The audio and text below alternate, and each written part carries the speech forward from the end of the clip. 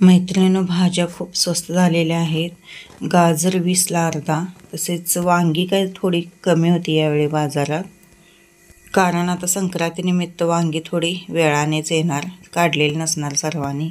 त्यानंतर गवारी 20ला पावशर, आलं 20ला पावशर आणि देवांसाठी फुलं आणलेली मी. ही गुलाबाची फुलं 10 रुपयाला, परत ही फुलं पण 10 रुपयाला ढीग, ती पांढरी फुलं पण 10 रुपयाला ढीग, असं 10-10 रुपयाचे ढीग मी देवांसाठी फुलं आणलेली होती.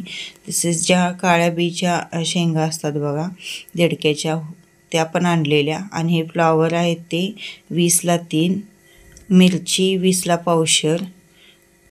पालेभाज्या तर खूप स्वस्त झालेल्या आहेत मैत्रिणींनो. आणि कोथिंबीर तर 5 रुपयाला, 10ला 3 पेंड्या. परत मेथी 10ला 1, 15ला 2. एक ठिकाणी तर जराशी अशी लांबड्या पानांची असते बघा मेथी, ती 10ला 2 आहेत. आणि ह्या ज्या शेंगा आहेत त्या 10ला पावशर. असं सर्व माळवं आणलेलं आहे. वाटाण्याच्या शेंगा आहेत त्या 25ला पावशर आहेत. त्या थोड्या महाग आहेत, पण मी पावशर आणल्या, कारण आपल्याला फ्लॉवर, परत बटाटा, वाटाणा घालून आपल्याला कुर्मा वगैरे घरात बनवता येतो. ही गाजरं आणलेली आहेत ती काय मी हलव्यासाठी आणलेली नाहीत, कारण ती जून आहेत भरपूर, त्यामुळे हलवा काय त्याचा चांगला होणार नाही. कोशिंबीर करायला येते म्हणून मी गाजर आणलेले आहेत. गाजर पण तुम्ही 30ला किलो मिळते बघा, पण मी घेतलं तिथं 20लाच अर्धा होते, त्यामुळं मी अर्धा किलो घेतलं. 30ला किलो द्या म्हणताना नाही म्हणलेत, आणि पुढं आल्यावर बघितलं तर 30ला किलो गाजरं होती. अशी आजची भाजी आहे मैत्रिणींनो.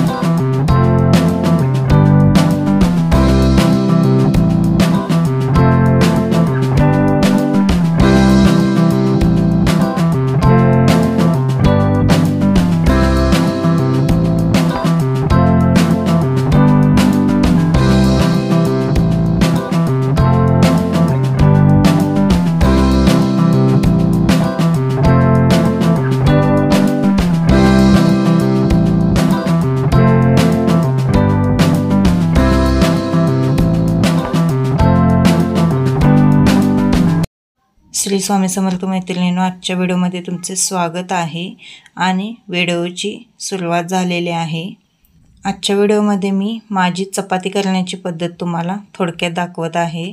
एक घडीची मी चपाती करत असते कायमच.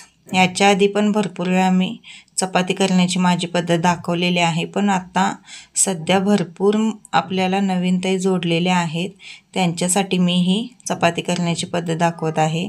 अशा पद्धतीने मी चपातीचा गोळा थोडासा लाटून घेते आणि बरोबर मधोमध तेल लावले की एकच घडी घालते, दुसरी घडी घालत नाही. एक घडीची चपाती खूप मऊसूत पण होते आणि चांगली अशी टम्म फुगली पण जाते. तुम्ही नक्की एकदा ट्राय करून बघा. आजच्या या व्हिडिओमध्ये 3 पद्धतीने मी तुम्हाला चपाती करून दाखवणार आहे. आत्ता ही दाखवली ही एक घडीची चपाती आहे. आणि चपातीचं पीठ मळत असताना मैत्रिणींनो, इथे मी तुम्हाला एक टिप्स देते. पीठ मळत असताना त्यामध्ये थोडंसं तेल घालायचं आहे. तेल घालून पीठ चांगलं मळून घ्यायचं आहे. मळत असताना त्याची मळणीसुद्धा चांगली करायची आहे. आणि एक थोडा वेळ, अर्धा तास आपण पीठ बाजूला ठेवायचं आहे भिजत, त्यामुळे सुद्धा चपात्या एकदम मऊसूत अशा होतात. जर पीठ मळल्या जर तुम्ही चपाती केला तर अजिबात चपाती चांगली होत नाही, खूप कडक चपाती होते. आणि तुम्ही बघू शकता चपाती किती छान प्रकारे आपली फुगलेली आहे. एक घडीची चपाती लाटायला पण खूप सोपी आहे आणि ती होते पण गोलपटनं आणि फुगते पण एकदम टम्म, एकदम मऊसूत अशी चपाती तयार होते. कायमच मी, आमची मेस होती, मेसच्या वेळीसुद्धा मी रोजच्या 100-150 चपात्या करायची, त्यावेळीसुद्धा मी अशीच चपाती करायची. पण पटपट चपात्या व्हायच्या. 2 तवे ठेवायचे दोन्हीकडं आणि मी एकटीच लाटायची. भाजायला तेवढं कुणाला तर बसवायची. शक्यतो हेच भाजून घ्यायची चपाती. आणि बघू शकता किती छान चपाती झालेली आहे. आता मी दुसरी पद्धत पण तुम्हाला दाखवते. प्रत्येकाची करण्याची पद्धत ही वेगवेगळी असते, पण मला जी आवडते ती एकच घडीची चपाती आवडते. आता इथे मी दाखवत आहे ती पूर्ण अशी गोल चपाती लाटून घ्यायची आणि मध्ये तेल लावून त्याच्यावर पीठ भुरभुरायचं आणि आपण जो मोदक कसा आपण भरतो तसं मोदकासारखं पूर्ण पाकळ्या तयार करून घ्यायच्या आणि ते बरोबर मध्ये दुमडून ती गोल चपाती लाटून घ्यायची. ही पण चपाती चांगली होते, पण त्या चपाती एवढी ही चपाती फुगली जात नाही. ती चपाती कशी अशी पटना अशी लगेच फुलून येते, तशी ही चपाती येत नाही. आणि चपाती लाटत असताना काटानं लाटायची. काटात चपाती कधी पण अशी एकदम पातळ पाहिजे काटात चपाती, कारण चपातीचं काठ जर जाड झाली तर चपाती अजिबात खाऊ वाटत नाही. त्यामुळे काटातच चपाती पातळ लाटायची. आणि लाटत असताना लाटणंसुद्धा अलगद असं फिरवायचं, म्हणजे चपाती फुगण्याला खूप चांगली मदत होते. नाहीतर दाबून लाटला तर चपाती मग फुगत नाही. त्यानंतर ही तिसरी पद्धत मी दाखवत आहे. 2 घडीची चपाती आहे ही. गोळा लाटायचा तो गोल आणि त्यानंतर त्याला तेल लावायचं आहे आणि परत एक घडी घालून ती लाटून घ्यायची. मी व्हिडिओमध्ये तुम्हाला दाखवलेलं आहे. अशा पद्धतीने आमची आई या पद्धतीने चपात्या करते. पण तिन्ही पण चपात्यामध्ये तुम्ही बघू शकता, सगळ्यात चांगली 1 नंबर आपण जी चपाती केलेली होती तीच चपाती होते. ही पण फुगते चपाती, पण इतकी फुगत नाही. त्या चपाती एवढी ही चपाती फुगत नाही. असं मैत्रिणींनो, मी माझ्या पद्धतीने तिन्ही प्रकारे तुम्हाला चपात्या लाटून दाखवलेल्या आहेत. तुम्हाला कोणती पद्धत आवडली ते कमेंटद्वारे मला नक्की कळवा. आणि आता आपला सगळ्या महिलांचा आवडता सण येत आहे मकर संक्रांत. मकर संक्रांतीची पण आपल्याला आता तयारी करायची आहे, कारण मकर संक्रांत झाली की इकडं तिकडं हळदी कुंकवाला इकडं तिकडं जावं लागतं आपल्याला. एक 15-20 दिवस मग आपल्याला याच्यात हळदी कुंकू त्याच्यात हळदी कुंकू असं जावं लागतं. आणि ह्या चपात्या इथे संध्याकाळच्या जेवणाच्या आहेत मैत्रिणींनो. दुकानातून आल्यानंतर मी स्वयंपाक करत होती, त्यावेळेस तुम्हाला म्हटलं 3 प्रकारे चपाती दाखवावी लाटून. आता ही 2 घडीची चपाती आहे, पण केवढीशीच फुगलेली आहे बघू शकता. पूर्ण असं काटापर्यंत ती फुगत नाही, पण 1 घडीची चपाती तुम्ही बघा पूर्ण काटापर्यंत फुगली जाते टम्म अशी. आणि टाकल्या टाकल्या ती फुलून अशी वर येते चपाती. भात आणि चपाती मी करणार आहे. आणि यांनी मला सांगितलेलं आहे की मी भाजी बनवतो, कारण त्यांना आज फ्लॉवर बटाटा मिक्स भाजी बनवायची होती. टाकलेला मैत्रिणींनो काळ्या साबणाबद्दल. तर काल एका त्यांची मला कमेंट आली की काळा साबण कसा असतो तो दाखवा. तर हे बघा ताई, असा साबण असतो. त्या व्हिडिओमध्ये पण मी साबण दाखवलेला आहे, तुम्हाला बॉक्स दाखवलेला आहे साबणाचा, पण त्या ताईने शक्यतो बघाय नसतील. तर हा साबण आहे बघा, काळा साबण. बाजारात कुठंही साबण मिळतो, जो आपला बाजार असतो का नाही आठवड्याचा, भाजी वगैरे विकायला बसतात बघा, त्या बाजारात सुद्धा हा साबण मिळतो आणि दुकानात सुद्धा मिळतो. 80 का 85 रुपयाला 12 साबण हे येतात. असा साबण असतो. एक साबण आपल्याला महिनाभर जातो. आणि त्याच्यासोबत आपण ही तारेची घासणी वापरायची. मी तुम्हाला डबा घासून दाखवते, किती छान निघतो बघा, खूप असं पांढरं शुभ्र. आणि जर तुम्ही सारखं घासत राहिला तर पूर्ण असं प्लेन होतात. हे बघा, तो घासाय नाही मी, पण घासल्यावर दिसत आहे तुम्हाला, पूर्ण असं प्लेन असं गुळगुळीत एकदम मऊसूत असं एकदम हे होतात. डबे पातेले असं होतात सारखं घासल्यावर. आणि सारखं जर घासला तुम्ही एकदम अशी शायनिंग लकलकीत, पुसला की स्वच्छ असं दिसतात, खूप छान दिसतात. स्वयंपाक वगैरे झालेला आहे. मी 2 डबे तुम्हाला घासून दाखवते कसे निघतात ते काळ्या साबणाने. चला, काळ्या साबणाने डबा घासून दाखवत आहे. काळा साबण मैत्रिणींनो आपला जो भांड्याचा साबण असतो त्यामध्ये मिक्स करायचा नाही, त्याच्यासाठी एक वेगळाच डबा आणि ती तारेची घासणी वेगळीच ठेवायची. आणि या साबणाने फक्त आपण जर्मनचीच भांडी घासायची, ॲल्युमिनियमची. इतर भांडी स्टीलची वगैरे घासायची नाही. स्टीलची भांडी याने खूप तेलकट होतात. आणि तुम्ही बघू शकता त्याचा फेस पण किती होतो, कारण तो साबण असतो तो रिट्याचा साबण असतो. जरासा जर तुम्ही चोत्याला त्या साबण लावला तरी पूर्ण असा फेस तयार होतो आणि एकदम अशी लक्क भांडी निघतात.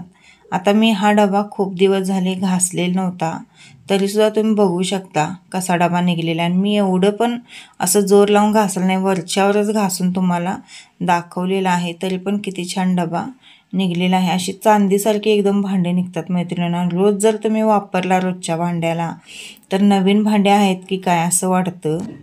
तुमच्या लक्षात आलं असेल, मी टोपण घासत आहे तरीसुद्धा आतनं किती त्याला अशी चकाकी येत आहे. आणि जरासा जोर लावून जर तुम्ही घासला तर खूपच छान निघतात. सुरुवातीला भांडे आपण ज्यावेळी घासत असतो ना त्यावेळी थोडासा जोर लावून घासावं लागतं, आणि नंतर ना मग काय होतं, जसं तुम्ही घासत घासत जाल तसं पूर्ण अशी प्लेन गुळगुळीत अशी भांडी आपली निघतात आणि बघूनच आपल्याला मन एकदम प्रसन्न वाटतं. 2-3 दिवस मम्मीला पप्पांना सोडून कसं वाटलं? हा, कसं वाटते? छान वाटलं. मग काय काय केलं जाऊन? निवांत 2-3 दिवस घालवलो. जेवण बिळून. कार्यक्रम कसा झाला? चांगला झाला की. मग कार्यक्रमात काय मदत केलास का नाही? मी गेलतोच दिवाळी आली. काय मदत करते? कायच केलं नाहीस? काय जर खरा नाही. मग खेडेगाव चांगलं वाटते काय शहर चांगलं वाटते? खेडेगाव उत्तम सगळ्यात. सिटीपेक्षा? सिटीपेक्षा. का? वातावरणच वेगळं असते. खेडेगाव बरं वाटते. जाऊया मग आपण आपल्या गावाकडे. जाऊया. खरंच काय? बघ नको ते कर्नाटकात आहे खरे. असून दे की, गाव म्हणजे गाव असते. मावशीकडे जातोस मग? चालते मला. जा मग. असं कुणाचा मुलगा आहे सांगा, आपलं गाव सोडून मावशीकडे जातो म्हणतोय. 2-3 दिवस गेला आणि याला मम्मीची आठवण झाली नाही. असं कुणाची मुलं आहेत सांगा? होय नाही? तुला फोन करू वाटलं मम्मीला? केलता की मग 2-3 वेळा केलता. खरं सांग, केलतास काय? मी केलता आणि मग तू बोललेलास. बिझी होतो मी तिथे. होय, जा करता जा अभ्यास. त्यानंतर आमच्या अहोंच्या हातची आज भाजी खायला मिळणार आहे. चला तर बघूया कशी बनवतात. 2 पळी तेल घातलेलं आहे, त्यामध्ये जिरं मोहरी घातलेले आहेत आणि कांदा घातलेला आहे भाजायला. तसेच टोमॅटो, फ्लॉवर, बटाटा सगळं त्यांनी चिरून घेतलेलं आहे. आणि कांद्याला तांबूस कलर आला की मग बाकीचं ते घालून घेणार. त्यांची पद्धत वेगळीच आहे बघा भाजी बनवण्याची. त्यामध्ये आता त्यांनी टोमॅटो घालून घेतलेला आहे कांदा भाजल्यानंतर. आता तेलामध्ये कांदा आणि टोमॅटो चांगला ते भाजून घेऊन त्यामध्ये फ्लॉवर त्यांनी घातलेला आहे, बटाटा घातलेला आहे आणि आता फ्लॉवर धुवून ते घालत आहेत. पण भाजी एकच नंबर झालेली ती.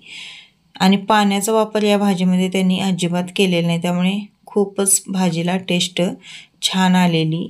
कधीतरच असं काहीतरी बनवतात पण खूप छान बनवतात. भात पण त्यांनी बनवतात बघा बटाटा वगैरे घालून, पण खूप छान बनवतात. तसा भात मला पण जमत नाही.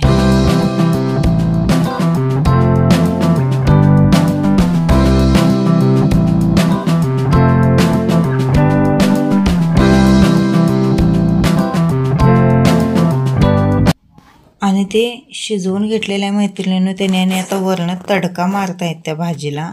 पातेल्यामध्ये तेल घातलेलं आहे आणि त्यामध्ये परत त्याने जिरं मोहरी घालून हळद, चटणी, हिंग आणि गरम मसाला घातलेला आहे. आणि ती फोडणी ते काय करतायत तर तडका त्या भाजीवर टाकत आहेत. पण भाजीला एवढी टेस्ट मस्त आलेली मैत्रिणीनं, आपल्याला पण जमणार नाही एवढी टेस्ट मस्त आलेली. आणि त्यात पाणी अजिबातच त्याने वापर नाही बघा. आता ती फोडणी त्याच्यावर टाकली आणि परत ते चांगलं त्याने मिक्स करून घेतलं आणि पातेल्यात थोडंसं गरम पाणी त्या घातलं, कारण ती फोडणी त्याला चिटकलेली होती. तेवढंच पाणी त्यांनी त्यात वापरलेलं, अजिबात बाकीचं पाणी त्यांनी काय वापरलं नाही. भाजीला कलर पण किती छान आलेला आहे बघा, कारण पूर्ण ते सगळं वाफेवर शिजल्यामुळे पाण्याचा वापर अजिबात नसल्यामुळे त्याची टेस्ट डबल आलेली. यामध्ये तुम्ही वाटाणा, पनीर जरी घातला तर एकच नंबर भाजी तयार होते. आणि वरून थोडीशी कोथिंबीर घातलेली आहे. पनीर वगैरे घातले, मटार घातला तर मैत्रिणींनो हॉटेलसारखी आपली ही भाजी नक्कीच तयार होणार. एकच नंबर भाजी झालेली होती. आणि सगळ्या मैत्रिणींनी जेवायला यायचं आहे. कधीतरी म्हणजे दुसऱ्यांच्या हातचं खाल्ले की आपल्याला सुद्धा बरं वाटतं. रोज रोज आपल्या हातचं खाऊन वैताग आलेला असतो.